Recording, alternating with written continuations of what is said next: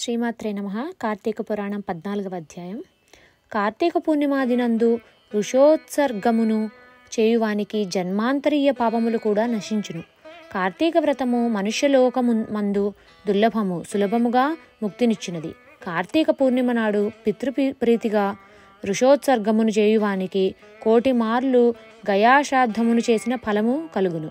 రాజా, స్వర్గమునందున్న పితరులు మన వంశముందెవడైనను కార్తీక పూర్ణిమ నాడు నల్లని గిత్తను, గిత్తదూడను లేక ఆబోతును విడుచున అట్లయిన మనము తృప్తి పొందుమని కోరుచుందురు. ధనవంతుడు గాని దరిద్రుడు గాని కార్తీక పూర్ణిమ రోజున ఋషోత్సర్గమును చేయనివాడు యమలోకమందు అంధమిశ్రమును నరకమును బొందును.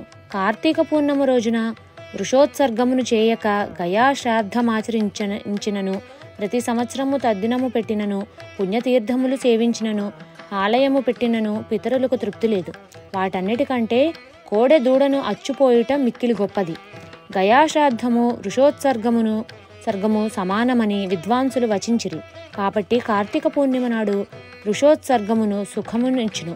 అనేక మాటలతో పని ఏమున్నది? కార్తీక మాసమందు అన్ని పుణ్యముల కంటే అధికమైన ఫలదానము చేయువాడు దేవరుణ, మనుష్యరుణ, పితృరుణముల నుండి విముక్తుడగును. ఈరోజు దక్షిణతో కూడా ధాత్రీఫలమును అనగా ఉసిరి దానమిచ్చువాడు సార్వభౌముడగును, అనగా భూమికి ప్రభువగును. కార్తీక పూర్ణిమ నాడు దీపదానమాచరించువాడు విగత పాపుడై పరమపదము పొందును. దీపదానమాచరించిన వాని మనోవాక్కాయ కృతపాపములన్నీ నశించును. ఈరోజు ఈశ్వరలింగ దానమాచరించిన వాడు ఈ జన్మమందు అనేక భోగములను అనుభవించి ఉత్తర జన్మమందు సార్వభౌముడు అగును. ఈశ్వర లింగదానము వలన సమస్త పాపములు నశించును, పుణ్యము కలుగును. కార్తీక మాసమందు లింగానము చేయక మిగిలిన ధర్మములు చేసినందున పాపములు ఎంత మాత్రమును కరిగిపోవు. ఈశ్వరలింగము బాణము. కార్తీక వ్రతము అనంత ఫలప్రదం, సామాన్యముగా దొరకనిది కనుక కార్తీక మాసమందు ఇతరుల అన్నమును భుజించుట, పితృశేషమును, తినకూడని వస్తువులు భక్షించు, శ్రాద్ధాన్నమును సేవించుట, అనగా భోక్తగా నుండుట, తిలదానము గ్రహించుట, ఈ 5ను విడవవలెను. కార్తీక మాసమందు సంఘాన్నమును, శూద్రాన్నమును, దేవార్చకులయన్నమును, అపరిశుద్ధాన్నమును, కర్మలను విడిచిపెట్టిన వాని అన్నమును, విధవాన్నమును భుజించరాదు. కార్తీక మాసమున అమావాస్య యందును, పూర్ణిమ యందును, పితృదినమందును, ఆదివారమందును, సూర్యచంద్ర గ్రహణములందును రాత్రి భోజనము చేయరాదు. కార్తీక ఏకాదశి నాడు రాత్రింబగళ్ళును, వ్యతిపాత వైధృతి మొదలైన నిషిద్ధ దినములందును రాతి భుజించరాదు. అప్పుడు ఛాయానక్తమును చేయవలను, కానీ రాత్రి భోజనము చేయకూడదు. ఛాయానక్తమే రాత్రి భోజన ఫలమిచ్చును. కనుక రాత్రి భోజనము కూడని దినములందు కార్తీక వ్రతము చేయువాడు ఛాయానక్తముచే గ్రహించవలను. ఛాయానక్తమనగా తన శరీరము కొలతము రెట్టింపు నీడ వచ్చినప్పుడు భుజించుట. ఇది నిషిద్ధ దినములందు గృహస్థునికి ఎల్లప్పుడూ యతి విధవలకు ఛాయానక్తము విహితము. సమస్త పుణ్యములను ఇచ్చు కార్తీక మాసమందు నిషిద్ధ దినములందు భుజించువాని పాపములు అనంతములగును. ఆ పాప విస్తారము నేనెట్లు చెప్పగలను? చెప్పుటకు కూడా అశక్తుణ్ణు. కాబట్టి విచారించి కార్తీక వ్రతమును ఆచరించవలను.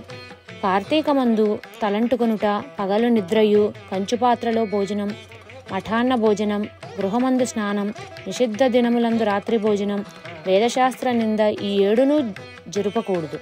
తలంటుకొనుట తైలాభ్యంగము.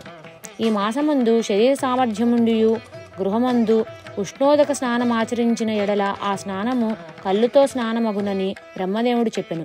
తలయందు రవియుండగా కార్తీక మాసమందు నదీ స్నానముఖ్యము, సర్వశ్రేష్టము. తులారాశిలో సూర్యుడు ప్రవేశించినది మొదలు 1 రోజులు నదీ స్నానమే చేయవలను. అట్లు నదియుండునిచో తటాకముందు గాని, కాలవలయముందు గాని, బావుల వద్ద గాని స్నానము చేయవలను. తటాక కూపములందు స్నాన సమయమును గంగా ప్రార్థన చేయవలను. ఇది గంగయందును, గోదావరి యందును, మహానదుల యందును అవసరము. గంగా, గోదావరి మొదలైన నదులు సన్నిధిలో లేనప్పుడు తటాక స్నానము కర్తవ్యము. గంగకు నమస్కరించవలను. కార్తీక మాసం ప్రాతస్నానం ఆచరించిన వాడు నరకమందు యాతనలను అనుభవించిన తరువాత చండాలుడై పుట్టును. గంగాది సమస్త నదులను స్మరించి స్నానము చేసి సూర్యమండలగతుడైన హరిని ధ్యానించి హరిచరిత్రను విని గృహమునకు వెళ్ళవలెను. పగలు చేద్యదగిన వ్యాపారములన్నీ చేసుకొని సాయంకాలం తిరిగి స్నానం చేసి ఆచమించి పూజస్థానమందు పీఠముంచి దాని యందు శంకరుని ఉంచి పంచామృతాలతోనూ ఫలోదకములతోనూ కుశోదకముతోనూ మహాస్నానం చేయించి షోడశ ఉపచారములతో పూజించవలను. తర్వాత శంకరుని ఆవాహనము చేయవలను. పార్వతీకాంత దేవేశ పద్మజార్ఛ్యాంఘ్రి పంకజ అర్ఘ్యం గృహాణ దైత్యారేదత్తం చేద ముమాపతే అను మంత్రంతో అర్ఘ్యమునివ్వవలెను. ఇట్లు భక్తితో చేయువాడు ముక్తుడగును, సంశయం లేదు. రాజా తన శక్తి కొలది దీపమాలలను సమర్పించి శక్తి వంచన చేయక బ్రాహ్మణులకు దానమివ్వవలెను. ఈ ప్రకారం కార్తీక మాసమంతయు బ్రాహ్మణులతో కూడి నక్త వ్రతమును చేయువాడు 1000 సోమయాగమును, 100 వాజపేయ యాగములు, 1000 అశ్వమేధ యాగములు చేసిన ఫలము పొందును. కార్తీక మాసమునంది ప్రకారముగా మాసనక్త వ్రతమాచరించువాడు పాపములను సమూలముగా పరిహరించుకొనునని నారదులు చెప్పిరి. కార్తీకమందు మాసనక్త వ్రతము వలన పుణ్యం అధికమగును, సమస్త పాపములు నశించును, ఇందుకు సందేహం లేదు. చతుర్దశి యందు పితృప్రీతి కొరకు బ్రాహ్మణునికి భోజనం పెట్టిన ఎడల పితృలందరూ తృప్తి నొందుదురు. కార్తీక మాసమున శుక్ల చతుర్దశి నాడు ఫలదానమును ఆచరించువాని సంతతికి విచ్చేము గలగదు, సందేహం లేదు. చతుర్దశి నాడు ఉపవాసం ఆచరించి శంకరుని ఆరాధించి తిలదానము ఆచరించువాడు కైలాసమునకు ప్రభువగును.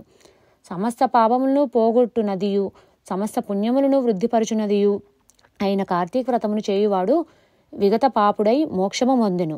పవిత్రకరమైన ఈ అధ్యాయమును భక్తితో వినువారు సమస్త పాతకములకు ప్రాయశ్చిత్తమును చేసుకొన్నవారు అగుదురు. ఇది శ్రీ స్కాందపురాణే కార్తీక మహాత్మ్యే చతుర్దశాధ్యాయ సమాప్తః. శ్రీమాత్రే నమః.